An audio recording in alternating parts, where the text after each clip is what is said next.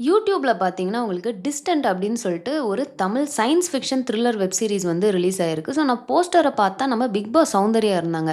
அடடே! நம்ம சௌந்தர்யா அப்படின்ற மாரி சரி பார்ப்போம் அப்படின்னு பார்த்தேன். அதுவும் இல்லாம எனக்கு என்ன மாதிரியான ஒரு மைண்ட் செட் அப்படின்னு பார்த்தீங்கன்னா, யூடியூப்ல அதுவும் சயன்ஸ் ஃபிக்ஷன் அப்படின்னா உங்களுக்கு விஎஃப்எக்ஸ்லாம் பயங்கரமா இன்வால்வ் ஆயிருக்கும் இல்லையா?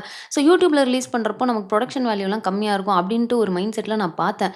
ஆனா அந்த ஃபர்ஸ்ட் சீன்லயே எனக்கு தெரிஞ்சிருச்சு நம்ம நெனச்சது டோட்டலா தப்புடா அப்படின்ற மாரி செம்மையான ஒரு புரொடக்ஷன் வேல்யூ.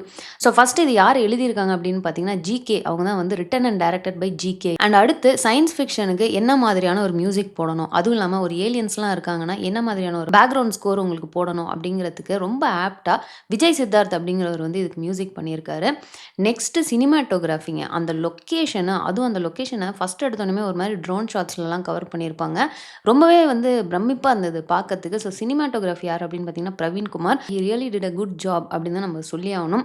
அடுத்து நம்ம இதில எடிட்டிங், விஎஃப்எக்ஸ் பார்த்தீங்கன்னா, முத்துக்குமரன். இதெல்லாம் ஏன் சொல்றேன்? எடுத்தோனே நான் வந்து ஏன் இத பத்திலாம் பேசுறேன் அப்படின்னு பார்த்தீங்கன்னா, ஒரு எபிசோட் தான் ரிலீஸ் ஆயிருக்கு. ஆனா அந்த ஒரு எபிசோட் வந்து ரொம்ப நீட்டா ஒரு மாரி ரொம்ப ப்ரொஃபஷனலா வந்து ஃபினிஷ் பண்ணியிருக்காங்க. அதுக்கு எல்லாத்துக்கும் ரீசன் இவங்க தான் அப்படிங்கிறனால, இவங்க பேரெல்லாம் ஃபர்ஸ்ட்டு சொல்லிடலாமே அப்படின்ற மாரி தான் தோணுச்சு. இன்னொன்னு உங்களுக்கு வந்து பார்த்தீங்கன்னா, நரேஷன்ல வந்து ஒரு ஃபீமேல் வாய்ஸ் ஒண்ணு வந்துட்டே இருக்கும்.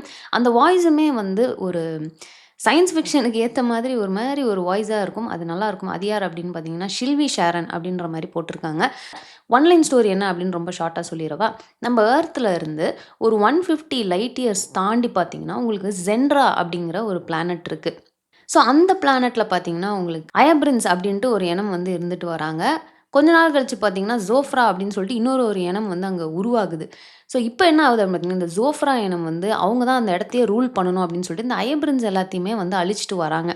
ஸோ இப்போ அந்த அயப்ரின்ஸோட தலைவி மாதிரின்னு நெனைக்கிறேன். ஸோ அவங்க என்ன பண்றாங்கன்னா, அங்கருந்து எஸ்கேப் ஆயி ஸ்பேஸ் ஷிப்ல கெளம்புறாங்க. ஸோ அந்த வேள பார்த்தீங்கன்னா, கிராஷ் ஆயி கீழ எர்த்ல வந்து விழுந்துர்றாங்க. ஸோ அங்க தான் பார்த்தீங்கன்னா வந்து துருவா அப்படிங்கிற ஒருத்தர வந்து மீட் பண்றாங்க. 2த்தோட பேக்ரவுண்டுமே கிடைச்சுச்சு. அதாவது இந்த அயப்ரின்ஸ்ன்றது யாரு? எர்த்ல வந்து விழுந்தது யாரு அப்படின்னு பார்த்தீங்கன்னா, நம்ம சௌந்தர்யா தான். ஸோ அவங்க யாரு? எங்கேருந்து வந்திருக்காங்கன்ற அந்த ஃபுல் பேக் ட்ராப் நமக்கு கிடைச்சிருது. அதே மாதிரி துருவா அப்படிங்கிற அந்த கேரக்டரோட ஃபுல் ஸ்டோரியுமே நமக்கு இப்ப கிடைச்சிருது. ஸோ இப்போ அயப்ரின் பார்த்தீங்கன்னா, இப்ப துருவா கிட்ட இருக்கிறாங்க. அவங்களுக்கு வந்து திரும்ப அவங்க ஆளுங்களுக்கு சிக்னல் அனுப்புனா வந்து எப்படியும் என்ன கூட்டிட்டு போயிருவாங்க. இல்லன்னா நான் இங்க இருக்கிறது தெரிஞ்சா அந்த ஜோஃப்ரான்றவன் இங்கேயுமே வந்து என்ன அழிக்கிறதுக்கு பிளான் பண்ணுவான். உங்களோட எர்த் உங்களோட பிளானட்டுக்கே அழிவு வந்துரும் அதனால அப்படின்ற மாரி அவங்க அவங்களோட கம்யூனிகேட் பண்றதுக்காக பார்த்துட்டு இருக்காங்க. ஸோ இப்போ எப்படி இவங்க போவாங்களா? மாட்டாங்களா? அண்ட் ஜோஃப்ரான்றவங்க இங்க எர்த்துக்கு வருவாங்களா? அப்படிங்கிற மாரி தான் வந்து இந்த ஸ்டோரிய கொண்டு போயிட்டு இருக்காங்க. ஸோ ஃபர்ஸ்ட் எபிசோட்ல உங்களுக்கு இவ்வளோதாங்க நடந்திருக்கு. ஆனா அது உண்மையிலேயே பார்க்கறதுக்கு நல்லா இருந்தது. ஆக்ஷன் சீக்வென்சஸ் எல்லாமே நல்லா ஒரு மாரி பவர் பேக்டா இருந்தது. சினிமாட்டோகிராஃபி தான் எனக்கு உண்மையிலேயே ரொம்ப புடிச்சிருந்தது. அங்கங்க பார்த்தீங்கன்னா, ஒரு மாரி அந்த ரெட்டு, ப்ளூ அந்த மாரி ஒரு கலர் கோட்ஸ் வந்து மெயின்டெயின் பண்ணியிருப்பாங்க. ஒரு மாரி ஸ்மோக் எஃபெக்ட்ஸ் அப்படின்னு சொல்லிட்டு அந்த சீன்ஸ் எல்லாமே வந்து ஒரு மாரி நல்லா பிளான் பண்ணி ரொம்ப யோசிச்சு எடுத்திருக்காங்க.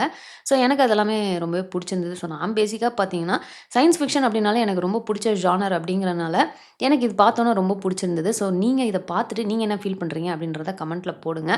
சௌந்தர்யா பார்த்தீங்கன்னா, கீழ வந்து ஒரு மாரி அடிபட்டு விழுந்திருப்பாங்க. ஸோ, அவங்கள வந்து அந்த பாடி அப்படி இழுத்துட்டு போற மாரி ஒரு சீன், ஒரு டாப் ஆங்கிள் ஷாட் மாரி ஒண்ணு எடுத்திருப்பாங்க.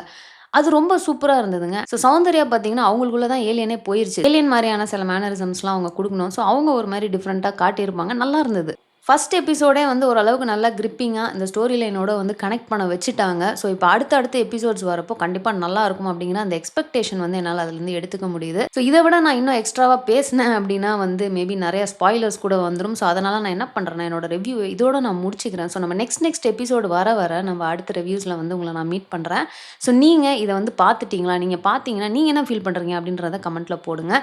ஸோ இந்த வீடியோ உங்களுக்கு பிடிச்சிருந்தா லைக் பண்ணுங்க. உங்க ஃப்ரெண்ட்ஸ் எல்லாத்தையுமே ஷேர் பண்ணுங்க. மறக்காம சேனல சப்ஸ்கிரைப் பண்ணி என்ன சப்போர்ட் பண்ணுங்க. நெக்ஸ்ட் வீடியோல உங்கள மீட் பண்றேன். தேங்க்ஸ் ஃபார் வாட்சிங். Bye by.